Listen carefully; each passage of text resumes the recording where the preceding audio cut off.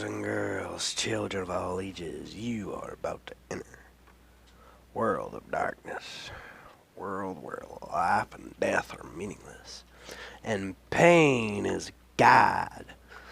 Hello, ladies and gentlemen, it's me, the one and only Heartbreaker here. Today, you all know what we're going to do. We're going to review Phantasm 2, baby. I'm gonna say it. This one is my least favorite of the series. But let's start off with some positivity. Reggie Bannister is just as badass as he is in part 1.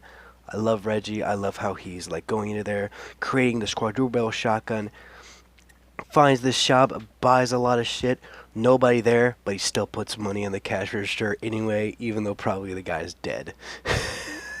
I love that shit.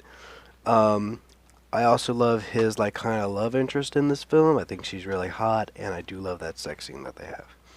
Now, another thing I do love is the tall man. He has a bunch of amazing lines.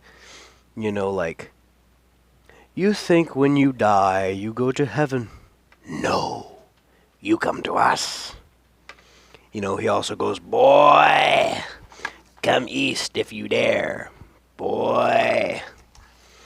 I love that. But there is also a negative with the tall man. I love this movie's big ass fucking budget, you know, just flamethrower everywhere, like massive graves. Because the first one, shoestring budget. Literally, the first one, the director had to rent the camera, and he would rent it on a Friday, and the thing would be closed on Saturday and Sunday, so he could have 2 free days of, like, you know, like directing equipment.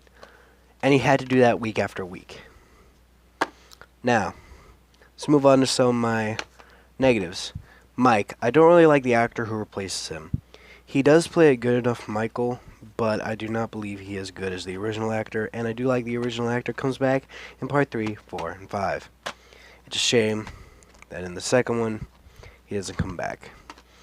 I do not really like that the tall man does not get a lot of screen time.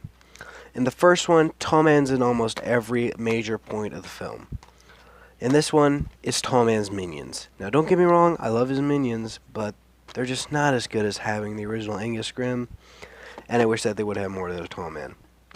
Another thing I don't like, this movie isn't really so much of a mystery. They have this side character who I don't like.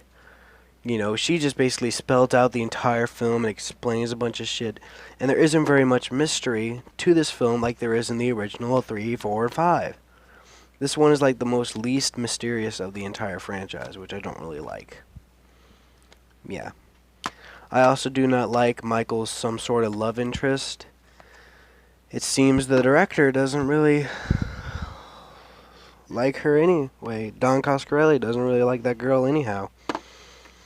And I know why. I don't really like her either. I don't like the actress. I don't think she brings anything to this movie. And I ultimately believe she's just a fucking character that Universal wanted and Universal had to have.